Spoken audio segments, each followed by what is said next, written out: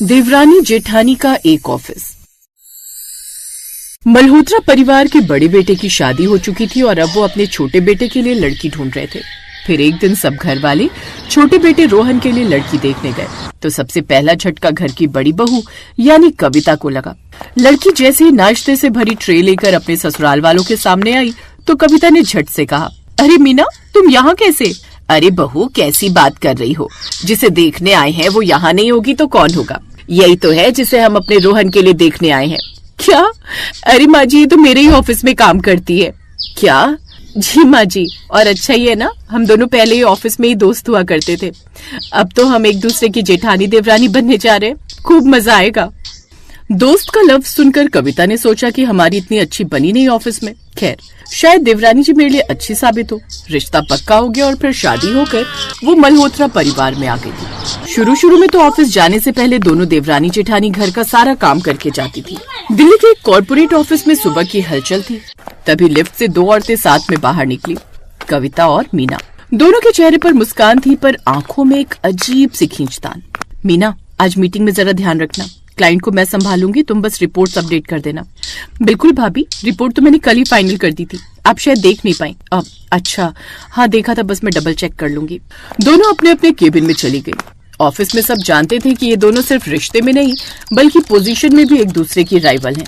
और उससे भी बड़ी बात, शादी के कुछ दिन बाद किस्मत ने दोनों को एक ही प्रोजेक्ट में डाल दिया, स्काईलाइन बिल्डर्स प्रोजेक्ट। और आज उनकी मीटिंग थी। कुछ समय बाद कॉन्फ्रेंस रूम में senior manager Mishra sir meeting ले रहे थे। कविता जी, क्लाइंट को ये प्रेजेंटेशन बहुत पसंद आई, लेकिन कुछ डेटा मिसिंग है। मीना, तुम देख सकती हो? जी सर, ये डेटा मैंने कल रात मैडम को भेजा था, शायद मेल स्पैम में चला गया हो। ओह अच्छा, लेकिन मुझे तो मिला नहीं। ऐसे कैसे नहीं मिला जेठानी जी? कल रात को जब खाना खाकर अपने कमरे में आप आराम से पसरने जा रही थी तब भी मैंने आपको याद दिलवाया था कि मैंने आपको भेज दिया है, और आपने कहा भी था कि ठीक है मैं चेक कर लूंगी। आप खुद तो आराम से सोने चली गई, लेकिन मुझे अकेले रात में बर्तन धोने पड़े। हाँ तो जब दिन में तुम बड़े मजे से ये कहकर कि मेरा फेवरेट सीरियल निकल जाएगा तब किचन से चली गई थी, तब मैंने तो तुम्हें कुछ नहीं कहा। उनकी ये बातें सुनकर मिश्रा सर बोले, अरे ये तुम कहाँ की बात कहाँ लेकर जा रही हो? माना कि अब तुम देवरानी जेठानी हो, लेकिन इसका मतलब ये नहीं कि तुम कुछ भी बोलो और हम सुन लेंगे। और कविता, तुमने मेल चेक क्यों नहीं की? सर मैं एक बार फिर चेक कर लूंगी। ठीक है, अगली बार दोनों थोड़ा कोऑर्डिनेशन रखिएगा, आप दोनों तो एक ही टीम है। मीटिंग खत्म होते ही कविता का चेहरा तन गया। मीना, अगर तुमने काम भेजा था तो सीधा मुझे बता सकती थी, मैं यहाँ बैठी हूँ, कोई जूनियर नहीं हूँ तुम्हारी। भाभी, मैंने व्हाट्सएप पर भी मैसेज किया था, शायद आपने देखा नहीं। हाँ, तुम्हें तो हमेशा सही ही रहना है ना, चाहे वो ऑफिस हो या घर, तुम तो कभी गलत हो ही नहीं सकती, है ना? जब से आई हो बस सासू माँ को तुम्हारे ही हाथ का खाना अच्छा लगता है।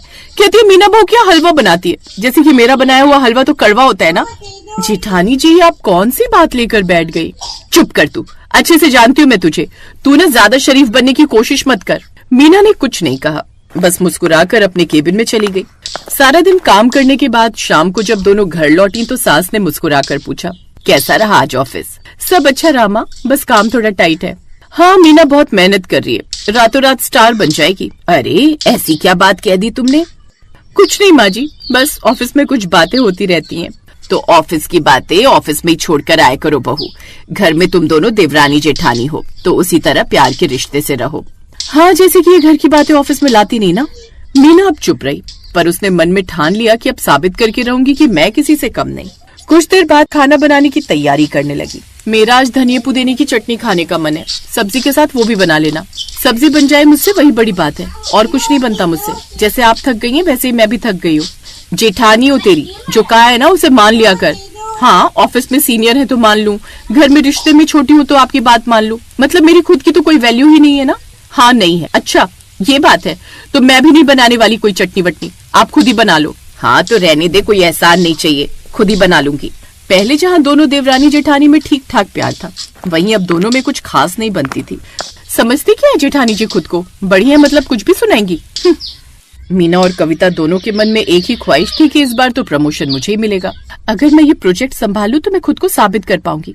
मैंने इस कंपनी के लिए 5 साल दिए हैं, हक मेरा बनता है, अब मुझे जी तोड़ मेहनत करनी ही होगी। अब दोनों ने तैयारी शुरू की।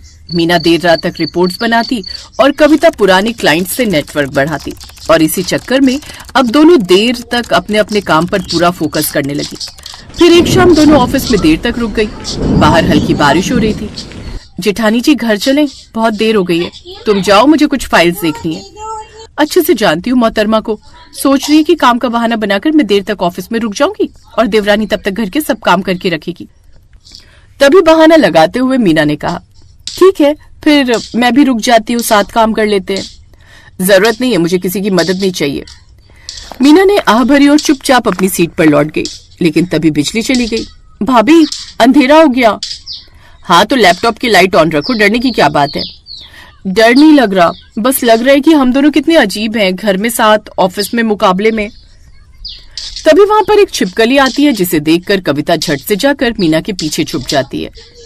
आओ, बचा ले मीना, तू तो जानती है मुझे छिपकली से कितना डर लगता है। ये देखकर मीना हंस पड़ी, फिर उसने छिपकली को वहां से भगा दिया। कविता चुप रही, पर उसके चेहरे पर हल्की मुस्कान आ गई। चलें घर, बाकी का काम घर चलकर कर लीजिएगा। बाहर मौसम खराब है, कहीं ज्यादा देर तक यहाँ रहे ना तो ऐसा ना हो कि सारी रात बारिश में ही रुकना पड़े। अब दोनों ओला करके साथ में घर चली जाती है। ऐसे ही कुछ दिन बीत जाते हैं। फिर एक दिन कंपनी में अफवाह फैली कि किसी ने प्रोजेक्ट की गोपनीय फाइल क्लाइंट को गलत डेटा के साथ भेज दी है। ये खबर मिलते ही मिश्रा सर ने तुरंत मीटिंग बुलाई। किसने की है गलती? फाइल मीना के नाम से गई है। जब तक जांच पूरी नहीं होती मीना, तुम्हें सस्पेंड किया जाता है। सभी की निगाहें मीना पर टिक गईं। सर, मैंने तो सही रिपोर्ट भेजी थी। सर, शायद गलती से पुरानी फाइल भेज दी हो। नहीं भाभी, मैंने 2 बार चेक किया था। किसने की है गलती? फाइल मीना के नाम से गई है। जब तक जांच पूरी नहीं होती मीना, तुम्हें सस्पेंड किया जाता है। ये सुनकर अब ऑफिस में सन्नाटा छा गया। मीना के आंसू नहीं रुक रहे थे। घर आकर भी वो अपने कमरे में उदास बैठी रही। उस रात उसे नींद ही नहीं आई।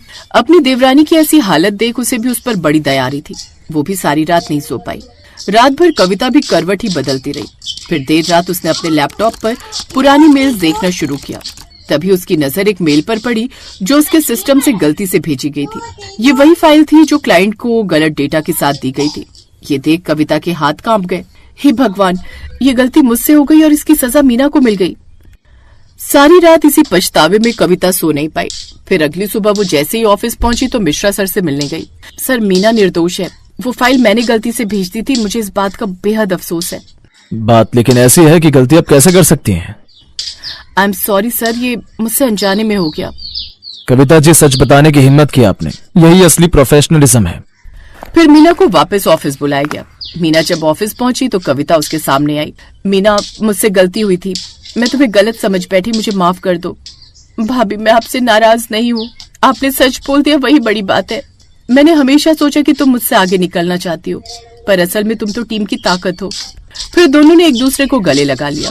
फिर कुछ महीनों बाद जयपुर ब्रांच का उद्घाटन हुआ। इस बार कंपनी ने एक बड़ा फैसला लिया। इस ब्रांच को 2 महिलाओं की ज्वाइंट लीडरशिप मिलेगी, कविता और मीना। सभी हैरान लेकिन खुश थे। दोनों औरतें जो कभी प्रतिद्वंदी थीं, अब साथ मिलकर कंपनी की पहचान बन चुकी थीं। अब ऑफिस भी हमारा है और भरोसा भी। हाँ, और सबसे बड़ी बात, हमने एक दूसरे को नहीं, खुद को जीत लिया है। दोनों देवरानी जेठानी एक दूसरे को देखकर मुस्कुरा पड़ी। कभी कभी प्रतिस्पर्धा रिश्तों को तोड़ देती है, लेकिन सच्चाई और आत्मस्वीकार ही रिश्तों को फिर जोड़ देती है। देवरानी जेठानी हो या कोई भी औरतें, जब साथ खड़ी होती हैं तो उन्हें कोई नहीं हरा सकता।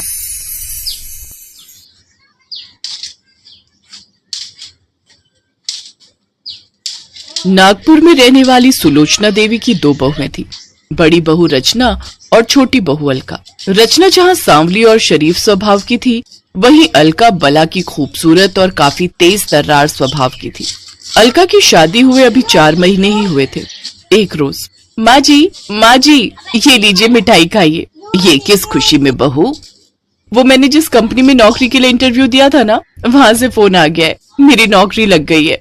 अरे वाह, अब तो मैं भी नौकरी वाली बहू की सास कहलाऊंगी। वो कमला मुझे बड़ा सुनाती थी ना कि उसकी बहू तो नौकरी वाली है। अब मैं भी उन्हें बताऊंगी कि मेरी प्यारी छोटी बहू भी नौकरी वाली है।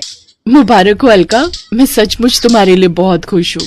खुश होने से क्या होता है बहू, पढ़ी लिखी तो तुम भी हो, फिर तुम्हें भी तो कुछ करना चाहिए। माँ जी ठीक ही कह रही हैं।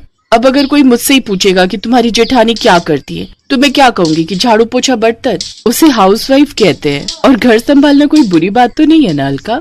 हाँ भाई, अपनी अपनी पसंद होती है। मुझे तो शुरू से ही नौकरी करना पसंद था। इन घर के कामों में तो मेरा बिल्कुल मन नहीं लगता। वैसे ठीक भी है, अगर एक बहू नौकरी करेगी तो दूसरी घर संभालेगी। अच्छा, अब मैं चलती हूँ, मुझे ऑफिस वेयर के लिए कुछ ड्रेसेस भी लेनी है। अलका को अपनी नौकरी करने पर बड़ा घमंड था। नौकरी लगने के बाद तो वो अपनी सीधी साधी जेठानी को नौकरानी समझने लगी। अगली सुबह रचना जल्दी उठती है और सबका टिफिन पैक करने लगती है, जबकि अलका देर से सोकर उठती है और फिर जल्दी से ऑफिस के लिए तैयार हो जाती है। क्या कर रही है बड़ी बहू? अभी तक अलका बहू का टिफिन तैयार नहीं हुआ क्या? उसे ऑफिस के लिए देर हो रही है। जी माँ जी, बस हो गया। ओफो भाभी, आप थोड़ा जल्दी नहीं उठ सकती क्या? मुझे आपकी वजह से लेट हो जाएगा। अलका ऑफिस चली जाती है। रचना सबको नाश्ता करवा कर घर के कामकाज में जुट जाती है। फिर अपनी और सास के साथ साथ वो देवरानी के बिखरे हुए कमरे को भी साफ करती है और झाड़ू पोछा लगाती। ऐसे ही समय बीत जाता है। अलका ऑफिस से घर आती है। आज तो बहुत थक गई। अरे जेठानी जी, एक कप कॉफी बना दो ना, आज बहुत थक गई हो। ये लो अलका, ये तुम्हारी कॉफी। अब तो ये रोज का सिलसिला हो गया, जहाँ ऑफिस वाली बहू सुबह देर से उठती और फिर तैयार होकर नौकरी पर चली जाती, तो वहीं बेचारी जेठानी सारा दिन नौकरानियों की तरह घर के कामों में पिसती रहती। ये देख एक रोज रचना का पति अविनाश उससे बोला, माना कि अलका नौकरी करती है, पर इसका मतलब ये नहीं कि तुम उसकी नौकरानी बनकर काम करती रहोगी। अरे तुम उसकी जेठानी हो। देखो, मैं तुम्हें भड़का नहीं रहा, लेकिन मैंने देखा है जब से अलका नौकरी पर लगी है, माँ का रवैया तुम्हारे प्रति बदल गया है। उन्हें भी यही लगता है कि उनकी छोटी बहू उनकी बड़ी बहू से ज्यादा काबिल है। तो मैं क्या करूं अविनाश? मैंने कभी नौकरी नहीं की और अब इस उम्र में बिना एक्सपीरियंस के काम मिलना भी मुश्किल है। ठीक है, अगर तुम इसी काम में खुश हो तो इसी में सही। धीरे धीरे अलका ने घर के सारे काम करना छोड़ दिए। अब वो तो बस काम पर जाती और छुट्टी वाले दिन या तो ब्यूटी पार्लर या मॉल में शॉपिंग करके बिताती। घर का बिजली पानी का बिल अलका भर देती और अपनी सास के लिए कभी कभार साड़ी या कोई गिफ्ट भी ले आती, जिस कारण उसकी सास भी उसे कुछ नहीं कहती। एक रोज उनकी बुआ सास उनके घर आती है। अरे सुलोचना, तेरी दोनों बहुएं कहाँ हैं? बड़ी बहू रसोई में होगी और छोटी बहू आराम कर रही है बेचारी, अभी अभी ऑफिस से आई है। रुको, अभी बुलाती हूँ। रचना, अलका, यहाँ आओ, देखो तुम्हारी बुआ सास आई है। दोनों बहुएं बाहर आ जाती हैं। अलका ने जहाँ वेस्टर्न कपड़े पहने थे तो वहीं रचना साड़ी में होती है। वो दोनों बुआ सास के पांव छूती हैं। जीती रहो, जीती रहो। रचना बहू, तुम नौकरी क्यों नहीं करती? अरे मैंने तो कितनी बार कहा, लेकिन ये सुने तब ना। अब घर में काम ही कितना होता है। ठीक ही तो कह रही है माँ जी, घर में इतना कुछ खास काम नहीं होता। वो तो ऑफिस जाकर पता चलता है कि कितना काम होता है, लेकिन हमारी जेठानी जी को तो आराम की इतनी आदत पड़ गई है कि वो कुछ करना ही नहीं चाहती। खैर कोई बात नहीं। बड़ी बहू, तुम जाकर हम सबके लिए खाना बना दो, और अलका बहू, तू अपने लिए सुबह के कपड़े निकाल कर रख ले। कुछ दिन बाद एक रोज अलका अपनी ऑफिस की सहेली से फोन पर बात कर रही होती है। अरे पूछ मत यार, एक नंबर की बेवकूफ जेठानी मिली है मुझे। सारा दिन घर के कामकाज में लगी रहती है और मैं तो बस घर आकर आराम ही करती हूँ। वो तो पढ़ी लिखी होकर भी मेरी नौकरानी बनी हुई है।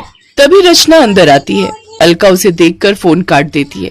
मैं तो सिर्फ अपने परिवार का ख्याल रखना चाहती थी, इसलिए मैंने नौकरी नहीं की। लेकिन अब मैं भी सबको बता दूंगी कि हम हाउसवाइफ बहुएं भी किसी से कम नहीं होती। कुछ दिन बाद दूसरे शहर में खाने की प्रतियोगिता का एक बड़ा कंपटीशन होता है। रचना उस प्रतियोगिता में भाग लेने चली जाती है। अब घर का सारा काम सुलोचना को ही करना पड़ता, साथ ही थकी हारी ऑफिस से आई अलका को भी उसकी मदद करनी पड़ती, जिससे 2 दिन में ही उन दोनों की हालत खराब हो गई और अब उन्हें रचना की अहमियत समझ में आने लगी। प्रतियोगिता वाले दिन रचना तरह तरह के स्वादिष्ट व्यंजन बनाती है और पूरे 5 लाख का इनाम जीत जाती है। टीवी और अखबार में उसकी फोटो छपती है। ये देख उसकी सास भी बहुत खुश होती है।